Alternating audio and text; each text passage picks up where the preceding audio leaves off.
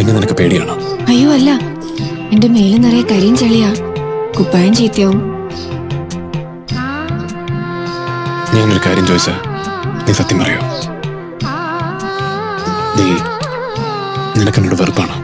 ഈശ്വര, എന്തുമാതിരി വർത്താനായി പറയണേ, വെറുക്കേ. എങ്ങനെ കഴിയുന്നു നിനക്കിതിന്? വേലി കഴിച്ചു കൊണ്ടുവന്നല്ലാതെ സ്നേഹത്തോടെ ഞാനൊന്ന് സംസാരിച്ചിട്ട് കൂടിയില്ലല്ലോ. ഇതിനൊന്നും നിനക്ക് പരാതിയില്ലേ? പരിഭവല്ലേ? എനിക്കറിയാം, ഒരുപാട് ജോലിത്തിരക്കുള്ള ആളല്ലേ, പിന്നെന്തിനാ പിണങ്ങുന്നത്?